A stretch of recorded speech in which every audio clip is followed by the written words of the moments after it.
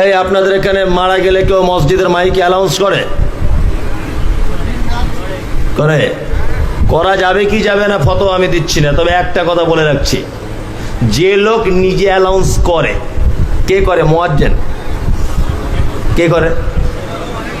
অনেকেই করে। যারা যারা করে এদের যে কিয়ামতের দিন কি সাইজ করবে আল্লাহ আল্লাহ ছাড়া কেউ জানে না। তার যুক্তি আছে পিছনে, আপনি দাঁত বার করে হেসে দিয়েন না, তার কথাটা আগে শুনুন, তারপর কথা কমপ্লিট করতে দেন। যে লোক হেঁকেছে, যে লোকটা হেঁকেছে মসজিদের মাইকে, তার যে কিয়ামতের দিন কি হবে তা আল্লাহ ছাড়া কেউ জানে না। কেমন হবে? যে লোকটা হাঁকছে, আমাদের গ্রামে আশরাফুল মারা গেছে, আলহামদুলিল্লাহ জানাজা হবে বল খেলার মাঠে, দুপুর 2:20 সবাই ওখানে হাজির হবেন। যার নামে মসজিদের মাইকে অ্যানাউন্স করা হচ্ছে 60 বছর বয়সে মারা গেছে, জীবনে নামাজ পড়েনি। ভালো করে বুঝুন, ওর নামাজ ফরজ হয়েছে কত বছরে? তার 10 বছরে। কত বছর? 10 বছর থেকে 12 বছর যখন নামাজ ফরজ হয়ে গেল, ফরজ হওয়া থেকে তাহলে ফরজ অবস্থায় থাকলো সে কতদিন? যদি 60 বছর মাসে 50 বছর। 50 বছর মসজিদের মুয়াজ্জিনের মাইকে আজানকে অপমান করেছে, মসজিদে যায়নি। এই বদমাইশ লোকটা মারা গেল, আর মসজিদের মাইকে তুমি টুপি পরে হাঁটতে চলে গেলে। মসজিদের মাইক কি চানাচুরওয়ালার মাইক নাকি? 50 বছর লোকটাকে মুয়াজ্জিন ডেকেছে মসজিদের মাইক থেকে, মসজিদে এসো, মসজিদে এসো। ও টাইম পাইনি, আর ওর মতো একজন বেনামাজি মারা গেল, আর মসজিদের মাইকে হেঁকে দিতে হবে? কোল্লা সাহেবের বেটা তুমি 50 বছর তুমি আল্লাহর ঘরকে অপমান করেছো, আর তুমি কি এমন দামি লোক যে তোমার নাম মাইকে বলতে হবে? আল্লাহর ভাষা মা সালাকাকুম ফি সাকার। একজন জাহান্নামীকে জিজ্ঞাসা করা হবে তুমি কেন জাহান্নামে? ও তখন এক চান্সে বলবে ক্বালু লাম নাকু মিনাল মুসাল্লিন, আমি শুধুমাত্র নামাজ পড়িনি, এই কারণে আমার থাকার জায়গা জাহান্নাম। তার মানে পৃথিবীতে যত কাজ আছে সব কাজ না করে আপনি বেঁচে যেতে পারবেন, নামাজ না পড়লে বাঁচার কোনো রাস্তা নেই। লোকটা মারা গেল, জানাজার সামনে ইমাম সাহেব দাঁড়িয়ে দাঁড়িয়ে বলছে ছেলেদের পক্ষ থেকে 12 খতম, মেয়েদের পক্ষ থেকে 23 খতম, সবাই দোয়া করে দেবেন। আর ইমাম সাহেব দোয়া করতে খুব কাঁদছে, মানে ধনী লোক মারা গেছে, না কাঁদলে মাল পাবেন ওর ছেলেদের কাছে। কি বললেন বুঝলেন না? খুব কাঁদছে ইমাম সাহেব, 4-5 মিনিট সবাই কাঁদছে।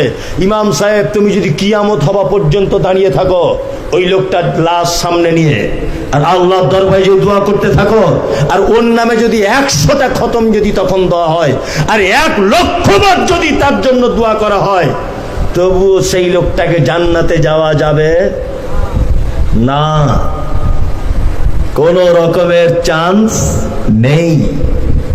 কারণ এটা আল্লাহর ভাষা। বেনামাজি অবস্থায় মারা গেলে তার থাকার জায়গা জাহান্নাম। কোথায়? 10টা লোক বলুন তো আজকে থেকে নামাজ পড়া ধরবো। সবাই হাত তুলবেন না, যে পড়ে সে যেন হাত না তোলে, যে পড়ে না সে তুলবে। আজকে থেকে ধরবেন ইনশাআল্লাহ। 5 ওয়াক্ত, 5 ওয়াক্ত তো? আর তুমি 5 ওয়াক্ত ধরবে, তুমিও? 3 জন হলো। আর কমিটির সবাই নামাজ পড়ে তো 5 ওয়াক্ত? হ্যাঁ, সবাই পড়ে না? তাহলে তাহলে জলসা এই পর্যন্ত শেষ, বাড়ি চলে যান, আমিও চলে যাই। এ তো মানে চালাকি চিটিংবাজি ছাড়া আর কিছু নয়। ওরা নামাজ পড়ে না, আপনাদের ডেকে এনেছে রাত 2টো পর্যন্ত জলসা শুনতে হবে। বদমাইশি জায়গা বনে। কমিটি কারা আছে? যারা এখানে ব্যাচ পড়াচ্ছিল সব লোকগুলো কই? আসুন, ব্যাচ বার করবো সব, আসুন এখানে। নামাজ ধরতে হবে, নামাজ ছাড়া উপায় নেই।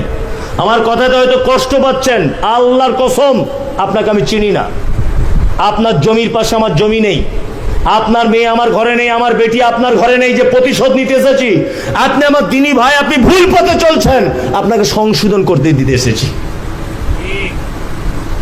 কোনো রাগ নেই আপনার সঙ্গে আমার, আপনাকে আমি সংশোধন করে দিতে এসেছি। আপনি নামাজ পড়ুন। কমিটি কারা আছে যারা ব্যাচ নিচ্ছিল আর চাদর পড়ছিল, তারা সব কই? কই তারা? আছে? বলবে যা এনেছি এনেছি, এই লোকটাকে আর আনা যাবে না। আমিও বলছি আর আসবো না, তবুও ভালো, এসেছি যখন তোমার 12টা বাজিয়েই ছাড়বো। আর তোমায় আনবে না, বুঝতে পেরেছি। নামাজ ধরে নেন, নামাজ ছাড়া জান্নাত যাওয়া যাবে কি? না, আপনি এমন উদ্দেশ্যে বসে আছেন যে হুজুর জাহান্নামে যেতে রাজি, তবু নামাজ পড়তে রাজি না। উদ্দেশ্য তো আপনার এই না? বলুন, ও হাত কেন তুলতে পারছে না? হাত তুলতে পারছে না কেন? তার মানে জাহান্নামে যেতে প্রস্তুত, নামাজ পড়তে প্রস্তুত নয়। আল্লাহু আকবার। তাহলে দুজনা রাজি হলো নামাজ পড়া ধরবে আজ থেকে, তিনজন। মানে আমার এখানে আসাই ভুল হয়েছে, সব তো ফেরেস্তার দল এখানে, তাই না? আগে জানলে অন্য গ্রামে নিতাম, বাবা এই গ্রামে আসতাম না। সব নামাজি এখানে এসে আমার লাভ কি? আল্লাহ তুমি আমাদেরকে সালাত আদায়কারী রূপে কবুল করে নাও, আমিন। আমিনটা বলুন, আমিন। আল্লাহু আকবার। মুহাম্মদ সাল্লাল্লাহু আলাইহি ওয়াসাল্লাম বলেছেন, বাইনা আবদি বাইনাল কুফরি তারকুস সালাত। যে লোক নামাজ পড়ে না, ওই লোক আর একটা কাফেরের ভিতরে ডিফারেন্স এতটুকুই, যে লোক নামাজ পড়ে না কাফের, যে নামাজ পড়ে ও মুসলিম। আর সাহাবায়ে কেরামগণ বেনামাজিদেরকে মুসলিম মনে করতেন না, বেনামাজিদেরকে মুসলিম মনে করতেন না, যে ওরা মুসলিম নয়। সামনে কুরবানি আসছে, তো কুরবানি দেন, তো দেন না? বড় বড় গরু কিনবে, কেউ খাসি কিনবে, কিনবে না? আমি আপনাকে বলেছি, কুরবানি আপনারা ভাগে দেন না একা একা দেন? যারা ভাগে দেন, ভাগে যদি বেনামাজি থাকে তাহলে কুরবানি বাতিল হয়ে যাবে। কোনো বেনামাজির সাথে কুরবানি দেওয়া যাবে না। যদি বলছেন কেন, এই দেখুন, আপনি কোরআন খুলে দেখুন, হাফেজ সাহেবরা বসে আছে, যদি ভুল বলে থাকি তারা দুজন আমাকে ধরবে এখনই। এক, আল্লাহ তাআলা বলছেন, ইন্না আতাইনাকাল কাউসার, নবী আপনাকে আমি কাউসার দিয়ে দিয়েছি, ফাসাল্লি লিরাব্বিক, আপনি সালাত আদায় করুন আপনার প্রভুর জন্য, ওয়ানহার, তারপরে কুরবানি করুন। তাই তো, এটা আছে তো। আল্লাহ নবীকে বলছেন প্রথমে নামাজ পড়ুন, তারপরে কুরবানি করুন। তার মানে যার নামাজ নেই তার কুরবানি, ও তো সুন্নত, কুরবানি নাও দিতে পারে, গুনাহ হবে না। বড় গরু কেনার বেলা ঠিক আছে, অথচ নামাজ পড়বে না। আল্লাহু আকবার। আপনি যদি 4 ভাগে 3 ভাগে 7 ভাগে যদি কুরবানি দেন, আপনি যদি নিজে নামাজি হন, আপনাকে যে অনুরোধ, কুরবানি দিবেন না তবুও ভালো। 4 জন বেনামাজি এত হচ্ছে, আপনি থাকবেন না, মাথায় থাকবে এটা একদম। ওরা আলাদা দিক। দরকার হলে আপনি একটা 4000 টাকা ছাগল কিনে এনে দেন, একা একা দেন, তবু ওদের সাথে থাকবেন না। কারণ আল্লাহ সুবহানাহু ওয়া তাআলা ভাষাটা বোঝার চেষ্টা করুন। এখানে দুজন যোগ্য হাফেজ বসে রয়েছে, আলেম বসে রয়েছে। আল্লাহ তাআলা বলছেন, ফাসাল্লি লিরাব্বিক, আপনি নামাজ পড়ুন আপনার রবের জন্য, ওয়ানহার, তারপর কুরবানি করুন। তা আগে নামাজের কথা এসছে না আগে কুরবানি? আগে নামাজ, আগে নামাজ পড়াটা ধরো, তারপরে কুরবানি করবো, সুন্নত। আগে একটা কথা বলে এসেছি যে পাছা আগলা করে মাথা টুপি পড়ার মতো। আমার কথা একটু কড়া কড়া করে বলি তো, আর কড়া কড়া করে বলি এই কারণে যাতে মানুষ মানতে পারে। সহজ করে বললে তার হচ্ছে না, ওই জন্য এখন একটু কড়া করেই বলি। তাতে কে মানল আর কার রাগ হলো আমার 10 পয়সা ভাবি না। আপনি কি বললেন, আমাকে গাল দিলেন আর ডেট করলেন আর না করলেন, ওটা আমার মাথা দিয়ে থাকে না। তবে এসেছি, সত্য কথা আমাকে বলতেই হবে। কি বললাম বুঝলেন?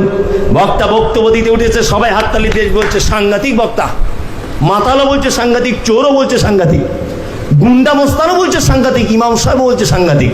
আগামী বছরে আবার ডেট নিয়ে এলে ও বক্তা না, হচ্ছে গোল আলু। চোর সাংঘাতিক বক্তা বলবে কেন? এই বেনামাজি সাংঘাতিক বক্তা বলবে কেন? বক্তা এমন বক্তব্য দিয়ে বেনামাজি সুরসুর করে কেটে পড়বে এখান থেকে। দেখছে এবার আমাদেরকে চিরাই কলে ফেলছে, এখানে থাকা যাবে না। বেনামাজি একটা দল হয়ে যাবে, নামাজির একটা দল হবে, হকের পক্ষে একটা দল দাঁড়িয়ে যাবে, না হকের পক্ষে একটা দল দাঁড়িয়ে যাবে, তবেই তো সে বক্তা। আর বক্তব্য দিচ্ছে সুদখোর, বলছে সাংঘাতিক বক্তা। সুদখোর সাংঘাতিক বক্তা বলবে কেন? হ্যাঁ, মাতাল সাংঘাতিক বক্তা বলবে কেন? মাতাল পালাতে রাস্তা পাবে না এখান থেকে। সবাই যখন বলছে ভালো বক্তা, বুঝে নিতে হবে ও গোল আলু, ও বক্তা নয়। খুব বোঝার চেষ্টা করুন। আল্লাহ সুবহানাহু ওয়া তাআলার পবিত্র আল কোরআন, ফাওয়াইলুল লিল মুসাল্লিন, ওয়াইল নামক জাহান্নামের মুসাল্লিদের জন্য, আল্লাযীনা হুম আন সালাতিহিম সাহুন, যারা নামাজে অলসতার সঙ্গে পড়ে, আল্লাযীনা হুম ইউরাউন, যারা নামাজ পড়ে লোক দেখানোর জন্য। এই জুম্মার যারা নামাজ পড়েন শুধু, আপনাদের ভয়াবহ জায়গা। যারা শুধুমাত্র জুম্মার নামাজ পড়েন, আপনার জীবনে ভয়াবহতা। আল্লাহ শব্দ ব্যবহার করছি ফিরআউন। তুমি 5 ওয়াক্ত মসজিদে যাও না, জুম্মার দিনে যাও কেন আমি বুঝি না। তুমি কেন জুম্মার দিনে যাও? তুমি যাও এই কারণে, জুম্মার দিনে না গেলে ছেলে মেয়ে বড় হয়েছে, মান সম্মানের ব্যাপার। তুমি জুম্মার দিন এই কারণে যাও, সব দোকানদার যায়, আমি যদি না যাই মুসলমান হিসেবে লজ্জার ব্যাপার। তুমি লোক দেখানোর জন্য যাও। আল্লাহ তোমার ব্যাপারে বলছে তোমার জন্য ওয়াইল নামক জাহান্নাম। ফিরআউন যারা লোক দেখানোর জন্য, লোকের মন সন্তুষ্টির জন্য মসজিদে যায়, বেশিরভাগ জুম্মার নামাজিগুলো অবস্থা এরকম নাই।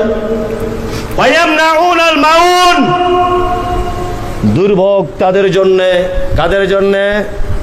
যারা প্রতিবেশীকে সামান্য উপকার করা থেকে নিজেকে সরিয়ে রাখে।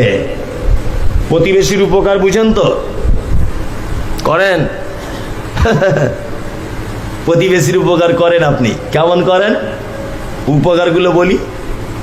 আমার বাড়িতে কল খারাপ হয়ে গেছে, তা আমার বউ আপনার বাড়িতে 4 দিন পানি আনতে যাচ্ছে, তা আপনার বউ মিষ্টি করে বলছে, বুবু একটা কথা বলবো তোমাকে, রাগ করিও না। তো বলছে বলো।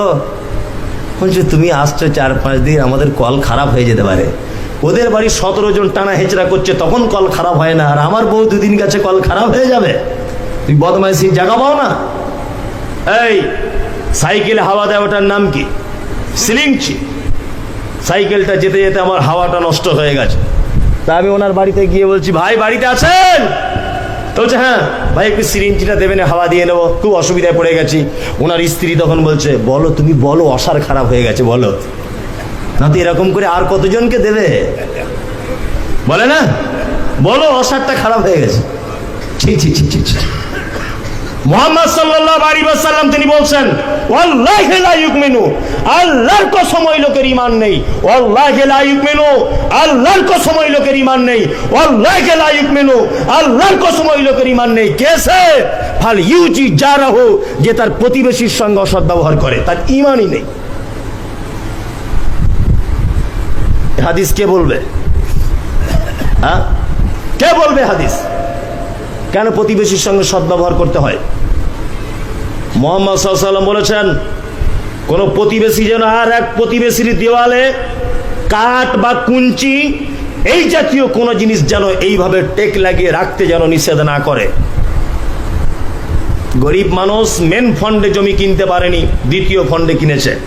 প্রথম ফন্ডের জমি মালিককে বারবার হাতে পায়ে ধরছে, ভাই 3 ফুট রাস্তা দাও, একটা ঘর করব, বউ ছেলে নিয়ে থাকবো। তার জমিটার দাম 2 লাখ টাকা, দাম চাইছে 8 লাখ টাকা। মানে ওকে জমি বিক্রি করবে না, হিংসা করছে, তাই না? আবার দেখছি হজে যাবে লোকটা, নিয়ত করেছে। ছি ছি ছি ছি ছি। প্রতিবেশীর সঙ্গে এই ব্যবহার করে তোমার হজ?